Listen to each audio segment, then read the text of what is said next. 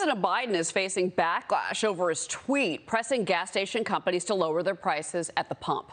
Amazon founder Jeff Bezos calling it a, quote, deep misunderstanding of market forces. While the U.S. Oil and Gas Association got sassy with it, they say the White House intern who wrote Biden's tweet needs to take Econ 101 this fall. Let's bring in Pennsylvania Congressman Fred Keller. Congressman, good morning. You wrote an op-ed for Fox News last month listing 5 reasons it's time for the Biden administration to unleash oil and nat gas drilling in the U.S. Tell me more. Yeah, absolutely. And I think it couldn't be more right when they're talking about who wrote the tweet and what it means. If we're concerned about national security, if we're concerned about affordable energy, if we're concerned about the environment, we need American energy. And I just had a roundtable with producers in Williamsport in Pennsylvania's 12th congressional district. And I tell you what, they need certainty in their business they're doing, and they need the administration to embrace American energy and stop really coming after them with policy. Secretary Granholm, we were supposed to have the plan for more leasing, and that was supposed to be done by July 1st. Has not been done yet. They need to get serious about American energy. Yeah, no, and you know what? Look, I mean, now we're seeing, Congressman, countries around the world, they're turning to coal as natural gas and oil shortages drag on. How do you think that First Pennsylvania can be a key player with this, which has always been a strong coal state, sir, but also the fact that you've now got President Biden, who in this climate change push, this agenda that he has not let go of since he walked into office, the market dynamics are playing out to the opposite. No matter how much he wants to say that we should all be using green energy, we have to keep the lights on. And that, as you know, is coal. It's base load capacity so that we can count on energy to be there when we need it. And he's so wrong on this. When he was campaigning saying he was going to work it out, we weren't going to have any more drilling. I mean, he needs to really understand what it takes to run an economy, and it takes American energy. And when you look at countries like Germany wanting to start opening up coal-fired power plants, Pennsylvania has a rich history of supplying energy. I mean, oil goes back to 1859 in Titusville. Mm-hmm. Take a look at what's happened. Pennsylvania can contribute very much to the energy needs of not just our nation, but the globe. And we can do it right here, effectively, cleanly. We were meeting the Paris Climate Accords, not even in the agreement. In just a few years ago, we weren't in the agreement, and we're the only nation that was actually hitting those goals.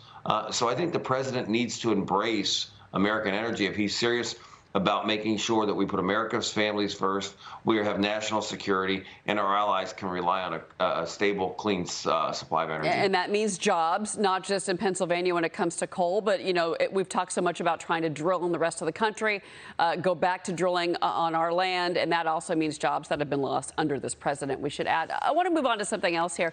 A number of celebrities out there now are trying to cancel America's birthday. We saw this over the weekend. This is after that Supreme Court decision to overturn Roe v. Wade. The House Oversight and Reform Committee is getting ready to hold a hearing on the impact of that decision. I do want to get your thoughts on that. Well, I think that the Supreme Court rightly decided the Roe v. Wade overturning that this year. And really what they did is they sent it back to the states and said the states need to take this over. We should protect every life. Every life has value. And if somebody's not going to protect your life, they're not going to protect anything else of yours. So it starts with that. The celebrities trying to cancel the 4th of July, we're the greatest country on the face of the earth. We have helped humanity more than any other nation in the world's history. And I tell you what, I'm just really disappointed that there's people that can't see what we've done. And quite frankly, people who have benefited from the American citizens and how great our nation is. Yeah, I want to bring in my colleague Angela Morabito into this. Angela, go ahead. Your thoughts on all of this as well. Congressman, I am so struck by this because you've got some of the people who benefited the most from American freedom all of a sudden having no gratitude for it and having contempt for it. So you've got these wealthy, famous, loud voices who apparently never took a civics class saying this about America.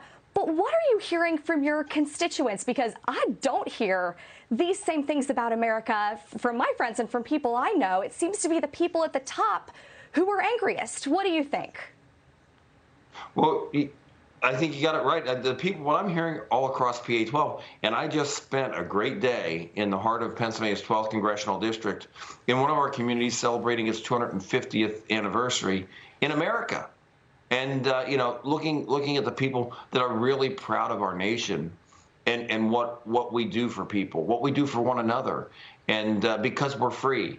And that's celebrated all across, not just Pennsylvania's 12th Congressional District, but our nation. And the people that are benefiting from the hard work and the ingenuity of the people that get up and go to work every day, the thoughtful, hardworking Americans, I tell you what, need to take a lesson from them and really appreciate what we have and the freedoms that we have in our great republic. Yeah, well, look, all those wealthy celebrities have plenty of money. They can move to other countries. Go live in Europe. See ya.